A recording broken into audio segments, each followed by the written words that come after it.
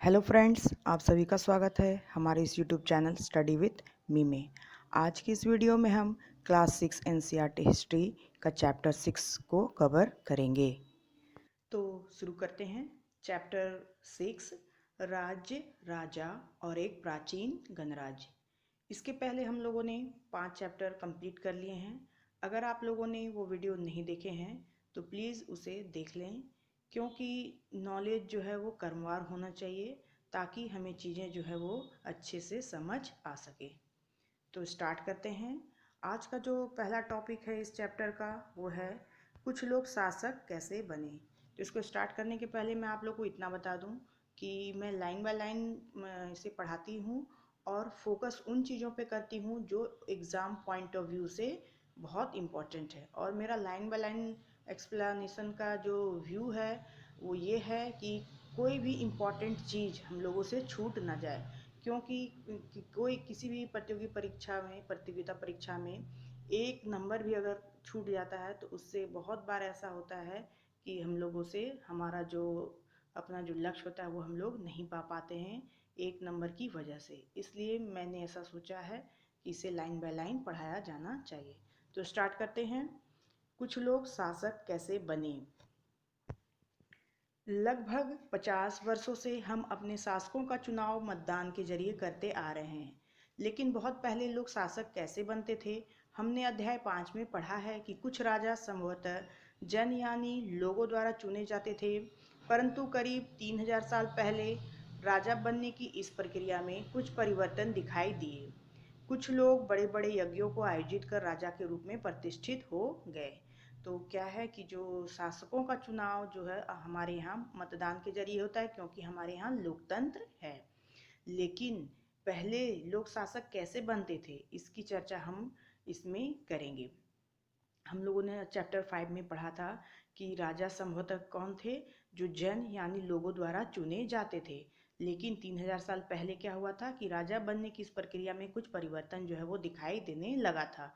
कुछ लोग बड़े बड़े यज्ञों को आयोजित करके राजा के रूप में प्रतिष्ठित हो गए थे, यानी कि जो चुनाव का प्रक्रिया जो ऋग्वैदिक काल में चल रहा था उसमें परिवर्तन हुआ और राजा का चुनाव अब लोगों के द्वारा नहीं हो रहा था, बल्कि वो बड़े बड़े यज्ञों अनुष्ठानों को करके वो खुद को प्रतिष्ठित कर लेते थे और राजा बनने का सिलसिला वहां से स्टार्ट हो जाता था। यानी वो अपने शक्ति और सामर्थ्य के आधार पर राजा बनते थे। अश्वमेध यज्ञ एक ऐसा ही आयोजन था। इसमें एक घोड़े को राजा के लोगों की देखरेख में स्वतंत्र विचरण के लिए छोड़ दिया जाता था। इस घोड़े को किसी दूसरे राजा ने रोका तो उसे वहां अश्वमेध यज्ञ करने वाले राजा से लड़ाई करनी पड़ती थी। अब यहाँ पे जो अश्वमेध यज्ञ का जो जिक्र किया जा रहा है तो इसके बारे में हम लोगों ने पहले भी जान रखा है, शायद आप लोग भी जानते होंगे इस चीज़ को कि अश्वमेध जो यज्ञ होता था, अश्वमेध यज्ञ वो एक ऐसा आयोजन था जिसमें घोड़े को राजा के लोगों के देखरेख में स्वतंत्र घूमने के लिए छोड़ दिया जाता था। और इस घोड़े को किसी दूसरे राजा ने अगर रोक लिया तो उसे अश्वमेध यज्ञ करने वाले राजा के साथ लड़ाई करनी पड़ती थी या उसकी अधीनता स्वीकार कर लेनी पड़ती थी।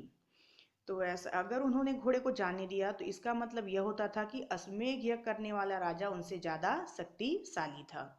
इसके बाद उन राजाओं को यज्ञ में आमंत्रित किया जाता था। यह यज्ञ पुरोहितों द्वारा संपन्न किया जाता था। इसके लिए उन्हें उपहारों से सम्मानित किया जाता था। इसके लिए क्या किया जाता था, उन्हें पुरस्कारों से या पुरोहितों को सम्मानित किया जाता था उपहार देके। इन सभी आयोजनों में राजा का मुख्य स्थान होता था। उसे राज सिंहासन या बाघ की खाल के लिए एक विशेष आसन पर बिठाया जाता था। युद्ध क्षेत्र में राजा का सारथी ही उसका सहचर होता था। अब कह रहा है कि ये जो आयोजन होता था उसमें राजा का स्थान जो होता था वो मुख्य स्थान होता था। उसे राज सिंहासन या बाघ की खाल के एक विशेष आसन पर बिठाया जाता था। युद्ध क्षेत्र में राजा का सारथी ही उसका क्या होता था, उसका साथी होता था, उसका सहचर यानी उसके साथ चलने वाला होता था। यज्ञ के अवसर पर वह राजा की विजयों तथा अन्य गुणों का गान करता था। कौन? सारथी जो होता था वो यज्ञ के अवसर पर राजा की और उसके विजयों के तथा उनके अन्य गुणों का गुणगान करता था। राजा के सगे संबंधी खासकर उसकी रानियों तथा पुत्रों को भी कई छोटे छोटे अनुष्ठान करने होते थे। अन्य सारे आमंत्रित राजाओं का काम सिर्फ बैठकर यज्ञ की पूरी प्रक्रिया को देखने भर था। राजा के ऊपर पुरोहित पवित्र जल के छिड़काव के साथ साथ अन्य कई अनुष्ठान करता था। विष अथवा वैश्य जैसे सामान्य लोग उपहार लाते थे, जिन्हें पुरोहित शूद्र मानते थे, उन्हें कई अनुष्ठानों में शामिल नहीं किया जाता था। अब क्या है कि जो सारथी होता था वो युद्ध में राजा का सहचर होता था। वो क्या करता था, वो राजा के विजयों और उसके अन्य गुणों का गान करता था, यानी उनको लोग बताता था। फिर राजा के जो सगे संबंधी या खासकर जो उनकी रानियां तथा पुत्र होते थे को भी कई छोटे छोटे अनुष्ठान करने होते थे। उसके बाद जो अनुष्ठान होता था उनमें सारे आमंत्रित जो जिन राजाओं को आमंत्रित किया, जिनको निमंत्रण देके बुलाया जाता था, उनका काम क्या होता था, वे सिर्फ बैठ के यज्ञ की पूरी प्रक्रिया को वो सिर्फ देखते थे। फिर राजा के ऊपर पुरोहित, राजा के ऊपर कौन जल का छिड़काव करते थे, तो राजा के ऊपर पुरोहित जो है पवित्र जल का छिड़काव करते थे। ये इंपॉर्टेंट है, क्वेश्चन में कभी कभी पूछा जाता है कि पवित्र जल का छिड़काव राजा के ऊपर कौन करते थे, तो ये पुरोहित करते थे। फिर विष अथवा वैश्य जैसे सामान्य लोग उपहार लाते थे। विष वही जन, और विष हम लोगों ने इसके पिछले चैप्टर में ये पढ़ा है, विष जन। तो उसमें जो वैश्य थे, वैसे लोग क्या करते थे, वो सामान्य उपहार, वे सामान्य लोग उपहार लाते थे, विष जैसे सामान्य लोग, जिन्हें पुरोहित शूद्र मानते थे। और जो ब्राह्मण या जो पुरोहित होते थे जिन्हें शूद्र मानते थे, उन्हें कई अनुष्ठानों में शामिल भी नहीं किया जाता था। अब आता है वर्ण। इस समय उत्तर भारत में खासकर गंगा यमुना क्षेत्र में कई ग्रंथ रचे गए। ऋग्वेद के बाद रचे होने के कारण ये उत्तर वैदिक ग्रंथ कहे जाते हैं। इनके अंतर्गत सामवेद, अजुर्वेद, अथर्ववेद अथवा अन्य ग्रंथ शामिल हैं। पुरोहितों द्वारा रचित इन ग्रंथों में विभिन्न प्रकार के अनुष्ठान और उनके संपादन की विधियां बताई गई हैं। इनमें सामाजिक नियमों के बारे में भी बताया गया है। अब वर्ण में क्या चर्चा की गई है कि इस समय उत्तर भारत में, खासकर कहाँ, उत्तर भारत के गंगा यमुना क्षेत्र में कई ग्रंथ जो हैं वो रचे गए हैं। और ऋग्वेद के बाद रचे होने के कारण ये उत्तर वैदिक ग्रंथ, चूंकि ऋग्वेद सबसे पहला ग्रंथ है, उसके बाद जो ग्रंथ रचे गए उन्हें उत्तर वैदिक ग्रंथ के नाम से जाना जाता है। इनके अंतर्गत कौन कौन से वेद हैं, तो इनके अंतर्गत जो हैं वो हैं सामवेद, अजुर्वेद और अथर्ववेद। ये कौन से वेद के अंतर्गत आते हैं, उत्तर वैदिक ग्रंथों के अंतर्गत आते हैं। यानी कि ऋग्वेद के बाद रचे गए होने के कारण उत्तर वैदिक, और इनके अंतर्गत सामवेद, अजुर्वेद और अथर्ववेद शामिल हैं।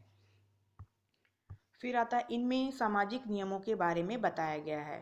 पुरोहितों द्वारा रचित इन ग्रंथों में विभिन्न प्रकार के अनुष्ठान और उनके संपादन की विधियां बताई गई हैं। इनमें सामाजिक नियमों के बारे में भी बताया गया है। अब ये जो ग्रंथ, जो उत्तर वैदिक ग्रंथ है, उनमें क्या है, पुरोहितों के द्वारा जो रचित ये ग्रंथ है, इनमें अनुष्ठान और उनके संपादन की विधियां बताई गई हैं। साथ ही इनमें सामाजिक नियमों के बारे में भी बताया गया है। उस समय समाज में कई समूह थे, जिनमें पुरोहित, योद्धा, कृषक, पशुपालक, व्यापारी, शिल्पकार, श्रमिक, मछली पकड़ने वाले तथा जंगल में रहने वाले लोग शामिल थे। उस समय समाज में ये सभी जो वर्ग हैं वे सभी शामिल थे। जहाँ कुछ पुरोहित तथा योद्धा वैभवशाली थे, वहीं कुछ कृषक और व्यापारी भी धनवान थे। अब जो पुरोहित थे तथा जो योद्धा थे, उसमें बहुत सारे कुछ ऐसे योद्धा और पुरोहित थे जो बहुत वैभवशाली थे, और साथ ही जो कुछ कुछ ऐसे भी कृषक और व्यापारी थे जो जो धनवान थे। दूसरी ओर पशुपालक, शिल्पकार, श्रमिक, मछली पकड़ने वाले, शिकारी तथा भोजन संग्राहक निर्धन थे। अब अगर दूसरी ओर देखा जाए तो जो पशुपालक थे या शिल्पकार थे या श्रमिक, मछली पकड़ने वाले, शिकारी तथा भोजन संग्राहक जो थे, वे लोग क्या थे, वे लोग निर्धन थे। पुरोहितों ने लोगों को 4 वर्गों में विभाजित किया, जिन्हें वर्ण कहते हैं।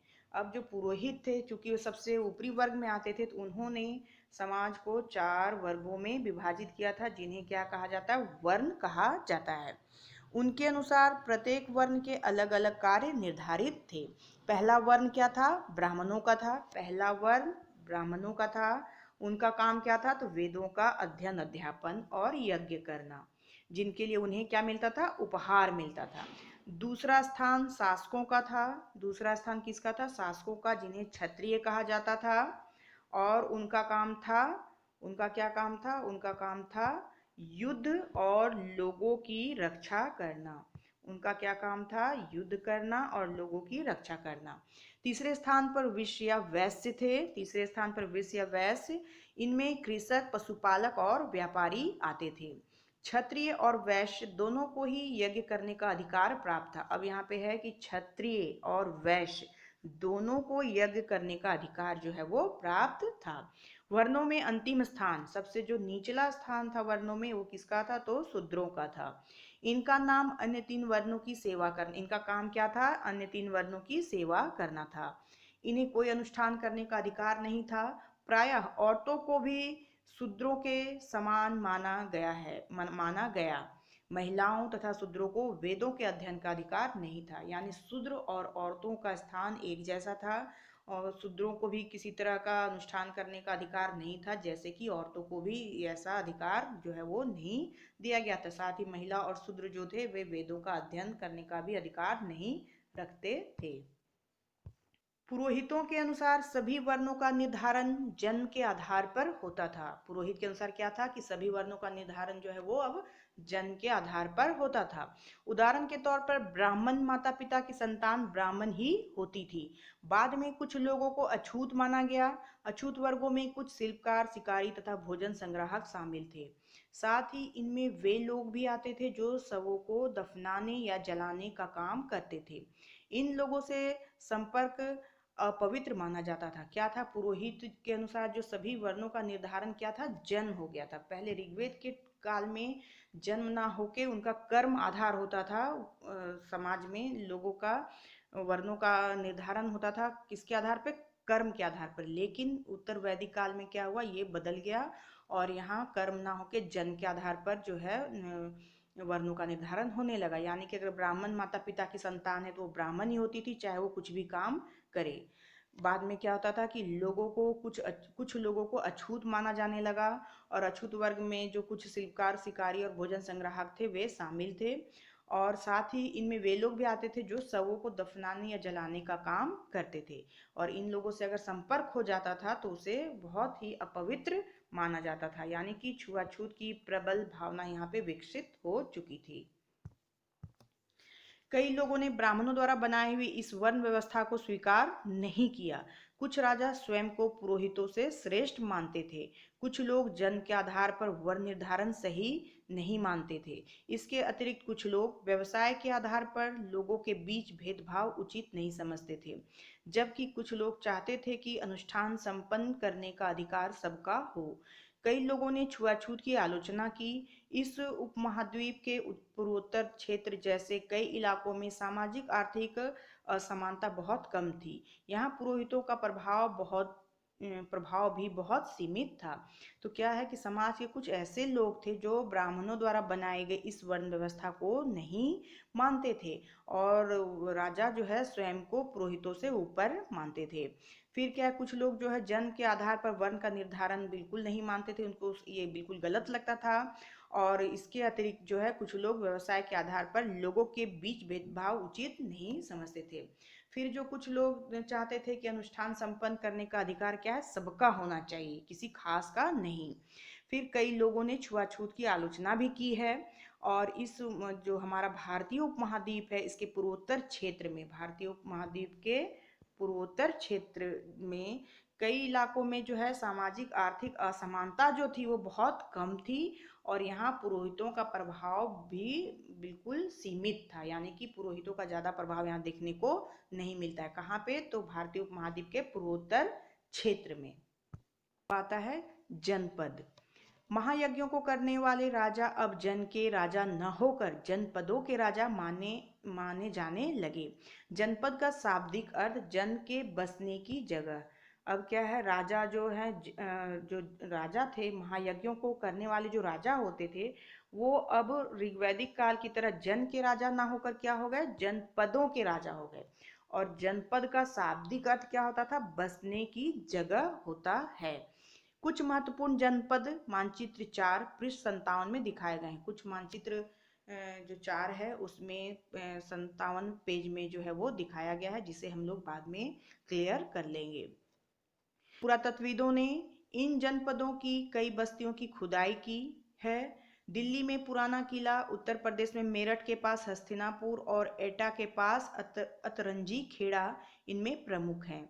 खुदाई से पता चला है कि लोग झोपड़ियों में रहते थे और मवेशियों तथा अन्य जानवरों को पालते थे। वे चावल, गेहूं, धान, जौ, दालें, गन्ना, तिल तथा सरसों जैसी फसलें उगाते थे। अब क्या है कि पुरातत्व जो थे उन्होंने इन जनपदों की कई बस्तियों की खुदाई की है, जिसमें कौन कौन सा है तो दिल्ली में पुराना किला, उत्तर प्रदेश में कौन सा खुदाई किया है तो दिल्ली में पुराना किला, उत्तर प्रदेश में मेरठ के पास हस्तिनापुर और एटा के पास अतिरंजी खेड़ा इनमें से प्रमुख हैं। और खुदाई से क्या पता चला है कि लोग झोपड़ियों में रहते थे, मवेशियों और अन्य जानवरों को वो पालते थे। साथ ही वे चावल, गेहूं, धान, जौ, दालें, गन्ना, तिल तथा सरसों जैसी फसलें जो है वो उगाते थे। चित्रित धूसर पात्र, यहाँ पे पिक्चर में दिखाया गया है एक पात्र के बारे में कहा जा रहा है। ये जो पात्र है इसके बारे में, ये क्या है, चित्रित धूसर पात्र। इस तरह के पात्रों में ज़्यादातर थालियाँ और कटोरियाँ ही मिली हैं। ये पात्र बहुत ही पतली सतह के, सुंदर और चिकने हैं। शायद इसका प्रयोग खास मौक़ों पर महत्वपूर्ण लोगों को भोजन परोसने के लिए किया जाता था। ये जो पात्र यहाँ पिक्चर में दिखाया गया इसका जो पात्र जो बहुत पतली सतह से सुंदर और चिकना है, और इसका प्रयोग खास मौक़ों पर क्या होता होगा, भोजन परोसने के लिए किया जाता होगा इस पात्र का प्रयोग। लोग मिट्टी के बर्तन भी बनाते थे। इनमें कुछ धूसर और कुछ लाल रंग के होते थे। तो जो उत्तर वैदिक काल के लोग थे वो क्या थे, कुछ धूसर और कुछ लाल रंग के मिट्टी के बर्तन बनाते थे। कौन से कलर के, तो धूसर और लाल रंग के। इन पुरास्थलों में कुछ विशेष प्रकार के बर्तन मिले हैं, या इन पुरास्थलों में विशेष प्रकार के बर्तन मिले जिन्हें क्या कहा जाता है, चित्रित धूसर पात्र के रूप में जाना जाता है। जैसा कि इनके नाम से ही स्पष्ट है, इन बर्तनों पर चित्रकारी की गई है। ये आमतौर पर सरल रेखाओं तथा ज्यामितीय आकृतियों के रूप में है। तो ये सब इम्पॉर्टेंट फैक्ट्स हैं, इसको आप लोग अपने नोट्स में लिख लें कि जो बर्तनों पर जो चित्रकारी की गई थी वो आमतौर पे क्या था, सरल रेखाओं का तथा ज्यामितीय आकृतियों के रूप जो है उसमें किए गए थे। जो चित्रित धूसर पात्र थे उस पे। महाजनपद, करीब 2500 साल पहले, करीब 2500 साल पहले कुछ जनपद अधिक महत्वपूर्ण हो गए। इन्हें महाजनपद कहा जाने लगा। यानी जो जनपद थे वो महाजनपद में चेंज हो गए थे। क्यों? क्योंकि वो बहुत महत्वपूर्ण होने लगे थे इसकी वजह से। कि क्या था कि जो 2500 साल पहले बहुत जनपद जो बहुत महत्वपूर्ण हो गए थे, जिसकी वजह से उन्हें महाजनपद कहा जाने लगा था। इनकी अपनी राजधानी होती थी और राजधानियों में क्या किया गया था, किलेबंदी की गई थी। चारों ओर इसके लकड़ी, ईंट और पत्थर की ऊंची ऊंची दीवारें बनाई गई थी ताकि जो अन्य राजा हैं उनके आक्रमण से बचा जा सके। और कुछ राजा जो थे अपनी राजधानी को चारों ओर से विशाल और ऊंची प्रभावशाली दीवार खड़ी कर अपनी समृद्धि को दिखाने और शक्ति का प्रदर्शन भी करने के लिए करते थे, दीवारों का निर्माण या किलेबंदी का निर्माण। और इस तरह से किले के अंदर रहने वाले लोगों में उस क्षेत्र पर नियंत्रण रखना भी सरल हो जाता होगा। और इस तरह की जो विशाल दीवारें बनाने के लिए क्या होता था, व्यापक योजना की आवश्यकता होती थी और लाखों की संख्याओं में ईंटों और पत्थरों का भी इंतजाम जो है राजाओं को करना पड़ता था। साथ ही हजारों स्त्री पुरुषों तथा बच्चों ने इसके लिए बहुत परिश्रम किया होगा और इनके लिए संसाधनों की आवश्यकता जो है वो पड़ती होगी। अब यहाँ पे ये जो मैप का जिक्र पहले किया गया था जिसमें जनपदों के बारे में, महाजनपद के बारे में, जनपद, महत्वपूर्ण जनपद, महाजनपद और नगर को दिखाया गया, वो ये पिक्चर में यहाँ पे दिखाया गया है। यहाँ कुछ कुछ जनपद हैं जैसे कि महत्वपूर्ण रूप से एक देखिए गांधार, तक्षशिला, फिर आ गया आपका कौशाम्बी, पांचाल, कुरु, वैशाली, वज्जी, अंग, मगध। तो ये सभी जो हैं ये महत्वपूर्ण जनपद थे जिसे कि दिखाने के लिए मानचित्र 4 में दिखाने के लिए कहा गया था। तो ये सभी यहाँ पे महत्वपूर्ण जनपदों को इसमें दिखाया गया है। महत्वपूर्ण जनपद, महाजनपद और नगर। उज्जैन, यहाँ पे उज्जैन है, अवंती है यहाँ पे। तो सभी को यहाँ दिखाने के लिए इसे यही मानचित्र जो है वो दिया गया है इस बुक में। आप लोग इसे पॉज करके और अच्छे से देख लें। अब आते हैं हम अपने टॉपिक पे। राजा सेना रखने लगे थे। सिपाहियों को नियमित वेतन देकर पूरे साल रखा जाता था। कुछ भुगतान संभवतः आहत सिक्कों के रूप में होता था। इन सिक्कों के बारे में तुम अध्याय 9 में पढ़ोगे। क्या है, राजा जो थे अब अपनी सेनाएं रखने लगे थे और सिपाहियों को क्या करते थे, नियमित वेतन देकर पूरे साल वे उसे रखते थे। साथ ही जो उनका भुगतान जो होता था वो आहत सिक्कों के रूप में होता था। और ये जो आहत सिक्के हैं इसकी चर्चा हम करेंगे नेक्स्ट जो हमारा चैप्टर 9 होगा उसमें। फिर यहाँ ये जो पिक्चर दिखाया गया है, ये कौशाम्बी के किले की एक दीवार है जिसमें ईंटे की चिनाई जो है वो की जा रही है। यह चित्र आधुनिक उत्तर प्रदेश के इलाहाबाद के पास मिली ईंट की दीवार का अवशेष है और इसके एक भाग का निर्माण संभवतः 2500 साल पहले हुआ। जब महाजनपद जब बन रहे थे उस समय का ये पिक्चर है, आधुनिक उत्तर प्रदेश का इलाहाबाद के पास, और ये ईंट की दीवार का अवशेष है। और इसका निर्माण जो है संभवतः एक भाग का निर्माण संभवतः कब हुआ है, 2500 साल पहले। कर महाजनपदों के राजा विशाल किले बनवाते थे और बड़ी सेना रखते थे, इसलिए उन्हें प्रचुर संसाधनों की आवश्यकता होती थी। इसके लिए उन्हें कर्मचारियों की भी आवश्यकता होती थी। अतः महाजनपदों के राजा लोगों द्वारा समय समय पर लाए गए उपहारों पर निर्भर न रहकर अब नियमित रूप से कर वसूलने लगे। क्या था कि जब महाजनपद में राजा विशाल किले बनवाते थे और बड़ी बड़ी सेना रखते थे तो उन्हें प्रचुर संसाधनों की आवश्यकता पड़ती थी और इसके लिए उन्हें कर्मचारियों की भी आवश्यकता होती थी। और महाजनपदों के जो राजा थे वो लोगों द्वारा समय समय पर जो उपहार देने का जो प्रचलन था उन पे अगर वो निर्भर रहते तो उनके लिए इतने बड़े महाजनपद को चलाना आसान नहीं था। इसलिए अब राजाओं ने क्या किया कि अब नियमित कर वे वसूलने लगे थे। तो ये कर किस टाइप के थे वो यहाँ नीचे दिया गया है। फसलों पर लगाए गए कर सबसे महत्वपूर्ण थे। सबसे महत्वपूर्ण कर कौन था, फसल पर जो लगाया गया था। क्योंकि अधिकांश लोग कृषक ही थे इसलिए महत्वपूर्ण था, क्योंकि अधिकांश लोग क्या थे, कृषक थे। प्रायः उपज का 1/6वां हिस्सा कर के रूप में निर्धारित किया जाता था जिसे भाग कहा जाता था। उपज का कितना हिस्सा होता था, तो 1/6 होता था और जो कर था उसको क्या कहा जाता था, उसे भाग कहा जाता था। सबसे महत्वपूर्ण कर फसलों पर, क्योंकि अधिकतर लोग कृषक थे। उपज का 1/6वां हिस्सा लिया जाता था कर के रूप में और जिसे क्या कहा जाता था, भाग कहा जाता था। यानी कि ये पूरी तरह से सारी लाइनें इसकी इंपॉर्टेंट हैं। कारीगरों के ऊपर भी कर लगाए गए जो प्रायः श्रम के रूप में चुकाए जाते थे। जैसे कि एक बुनकर, लोहार या सुनार को राजा के लिए महीने में 1 दिन का काम करना पड़ता था। अब क्या है, जो कृषक थे वो तो उपज का हिस्सा देके अपना कर चुकाते थे, लेकिन जो दूसरे लोग थे, जो कारीगर थे, वे क्या करते थे, वे श्रम के रूप में अपना कर जो है वो चुकाते थे। जो बुनकर हुए, लोहार हुए, सुनार हुए, वो महीने में 1 दिन जो है बिना किसी शुल्क के 1 दिन फ्री का काम करते थे राजा के लिए।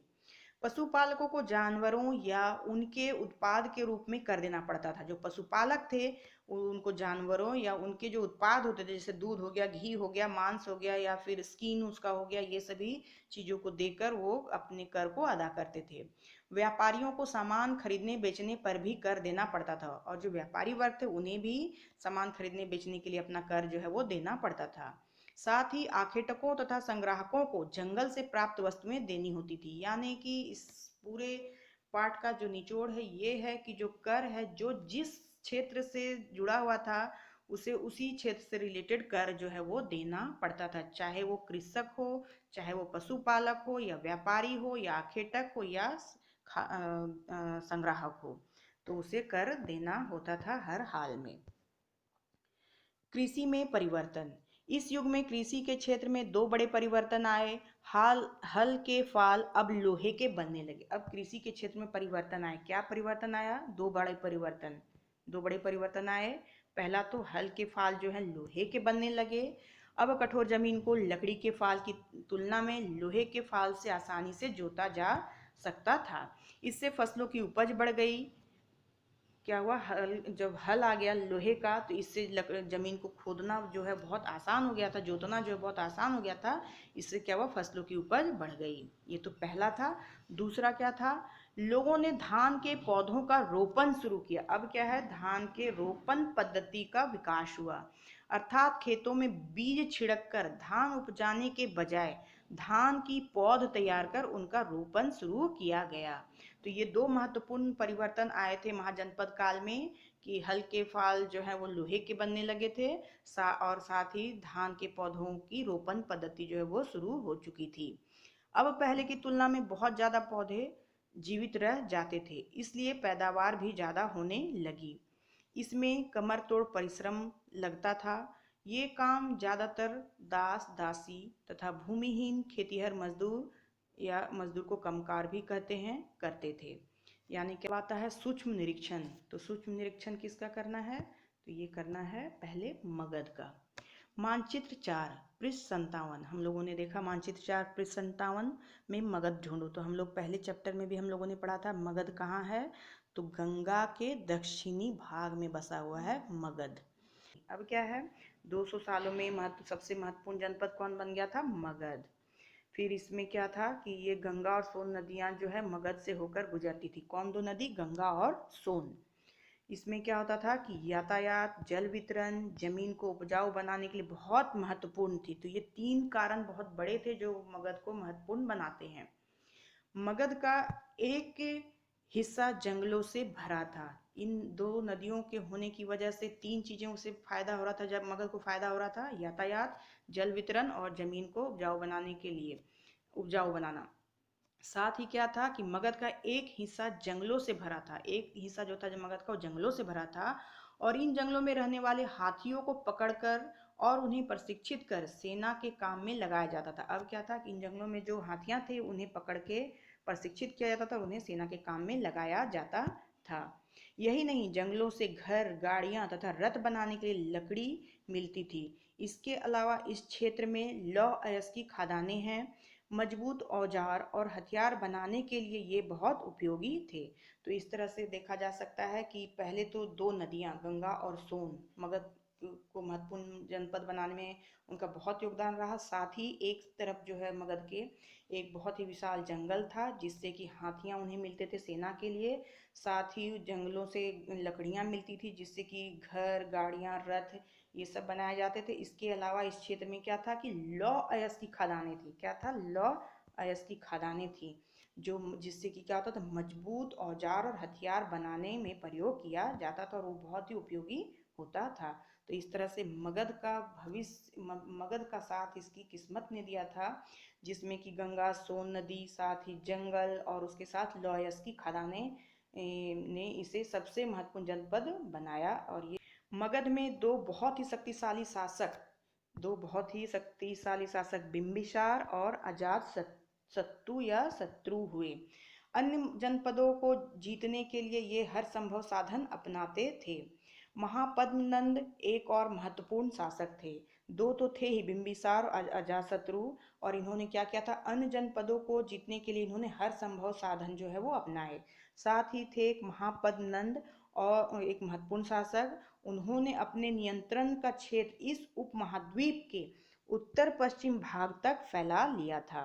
ये जो महापद्मनंद थे, उन्होंने अपना नियंत्रण कहाँ तक फैलाया था, इस उपमहाद्वीप के उत्तर पश्चिम भाग तक। बिहार में राजगीर, आधुनिक राजगीर, कई सालों तक मगध की राजधानी रही। शुरुआत में क्या था, मगध की राजधानी राजगीर ही रही थी। बाद में इसकी राजधानी कौन बन गया, तो पाटलिपुत्र, जो आज का पटना है, वो इसकी राजधानी बनाया गया था बाद में। पहले राजगीर, फिर पाटलिपुत्र। 2300 साल से भी पहले की बात है। मैसिडोनिया का राजा सिकंदर विश्व विजय करना चाहता था। पूरी तरह सफल न होने पर भी वह मिस्र और पश्चिमी एशिया के कुछ राज्यों को जीतता हुआ भारतीय उपमहाद्वीप में व्यास नदी के किनारे तक पहुंच गया। जब उसने मगध की ओर कूच करना चाहा, तो उसके सिपाहियों ने इनकार कर दिया। वे इस बात से भयभीत थे कि भारत के शासकों के पास पैदल, रथ और हाथियों की बहुत बड़ी सेना थी।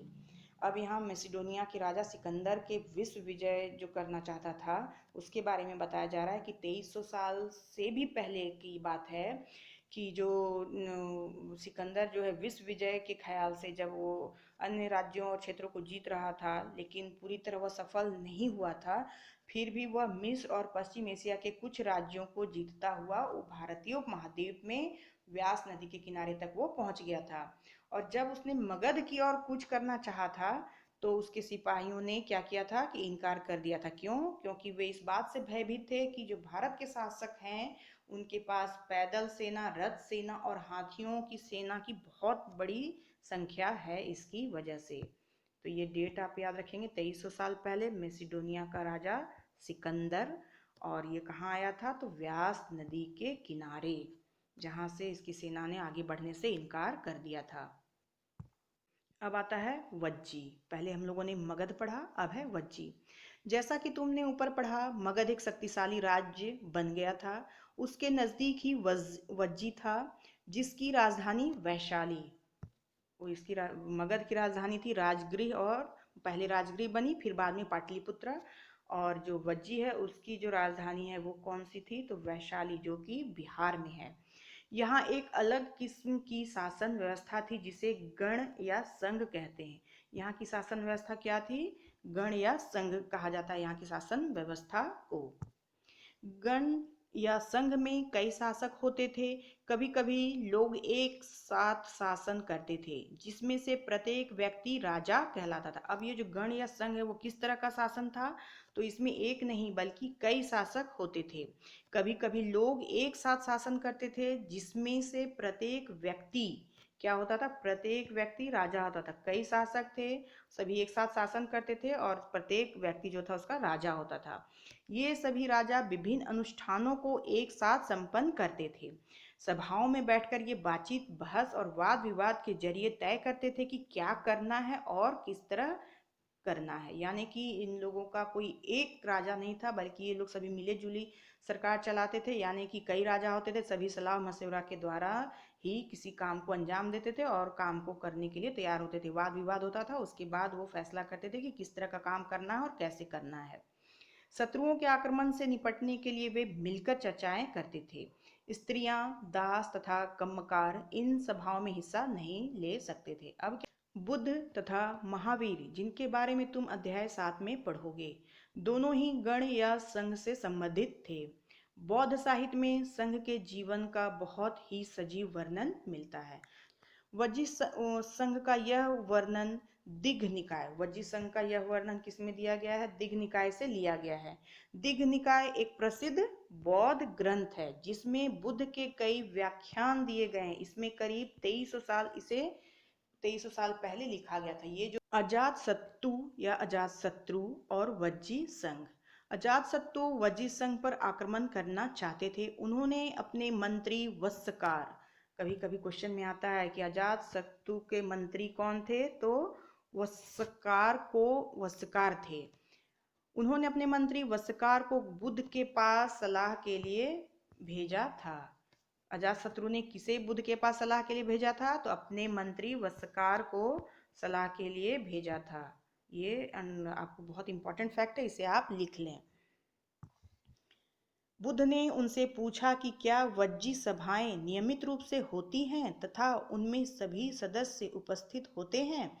जब उन्हें पता चला कि ऐसा होता है, उन्होंने कहा कि वज्जीवासी तब तक उन्नति करते रहेंगे जब तक वे पूर्ण और नियमित सभाएं करते रहेंगे, आपस में मिलजुल कर काम करते रहेंगे, पारंपरिक नियमों का पालन करते रहेंगे, बड़ों का सम्मान, समर्थन और उनकी बातों पर ध्यान देते रहेंगे।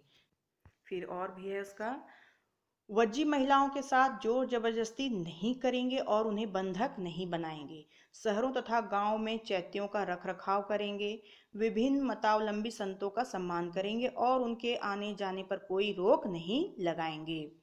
तो ये सारे वर्ड्स जो हैं वो बुद्ध के द्वारा कहे गए थे कि तब वज्जीवासी तब तक ये जब तक वो निरंतर इन कामों को करते रहेंगे, वो उन्नति की राह पर चलते रहेंगे। कई शक्तिशाली राजा इन संघों को जीतना चाहते थे। इसके बावजूद उनका राज्य अब से लगभग 1500 साल पहले तक चलता रहा।